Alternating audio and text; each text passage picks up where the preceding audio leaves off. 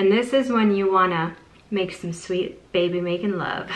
I just want you to know that your voice makes my heart stop. Hi everyone, welcome back to my channel. If you've never seen me before, I'm Christina and I am 32 weeks pregnant. I've been documenting my entire pregnancy and I feel so blessed that I have a little girl on the way. She is due July 5th. When I first got pregnant, I did a pregnancy signs and symptoms video along with my pregnancy test progression lines. That video was so popular that I wanted to do another video kind of in the TTC genre. I want to share with you guys the things that helped me personally get pregnant. My husband and I were not preventing for 2 years. We actually went through a lot of tests because we thought there was something wrong with us. We were able to get pregnant naturally though, and I want to share with you some TTC trying to conceive tips. So my first tip, get your labs drawn, like go to your doctor and get some labs drawn. You're going to want a full blood panel done. You're going to want to test your vitamin D levels because they impact fertility. Test your thyroid stimulating hormone. That is your thyroid hormone and it really impacts fertility. I was diagnosed with hypothyroidism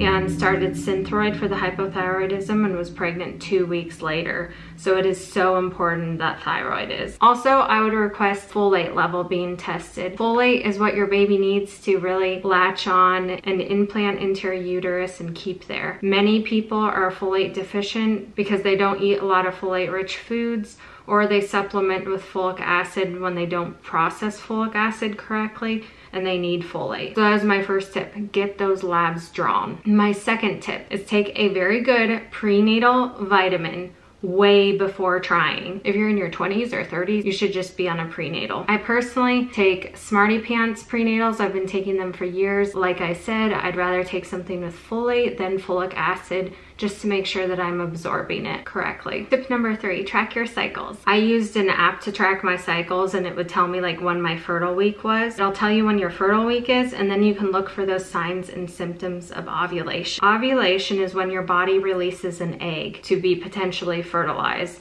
And this is when you wanna make some sweet baby making love. So the signs of ovulation, let's look that up. Whew, that scared me. Sorry, honey, yeah. I'll be done in a few minutes. Signs and symptoms of ovulation. Cervical mucus changes. They call this egg white cervical mucus. It's the consistency of egg whites. And that is very important to keep an eye out for. You'll have a heightened sense of smell. Your breasts will be sore and tender. You may have like mild pelvic or lower abdomen pain. It can be really tricky to figure out when you're actually ovulating. You're gonna be like a detective on your own body, basically. Number 4, you need to stay hydrated. Like I'm talking 10 cups of water per day, always. Because guess what? If you're dehydrated, you will not have egg white cervical mucus. You will not have fertile mucus because your body can't make it. How can your body have watery fertile mucus if you don't drink enough? That was a game changer for me. Once I started hydrating well, I was always having that fertile mucus at that time of the month. Number 5, my 5th tip is reduce your stress. Taboo, but honestly, children are eternal. And if you're having trouble conceiving, maybe you need to cut down on work. Maybe you need to do less hours. Maybe you need to say no to more people. If you're working your butt off at a hard, stressful job and you have plenty of money, but you have no children, by the end of your life, you have like no one to share that money with, is it really worth it? I don't think it is. Your body will not get pregnant if it's not balanced. And if you have way too much cortisol and stress, like it just will not happen for you. Do what you have to do to relax and have a really balanced life. And my 6th tip is to move around and be active.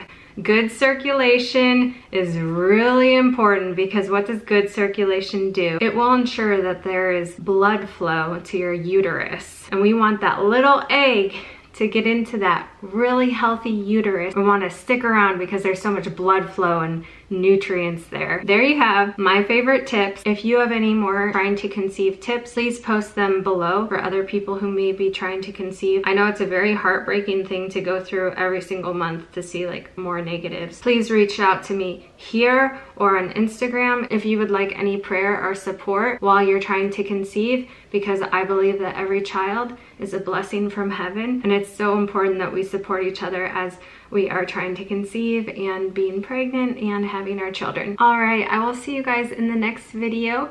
It's a 33-week pregnancy update. Okay, bye-bye.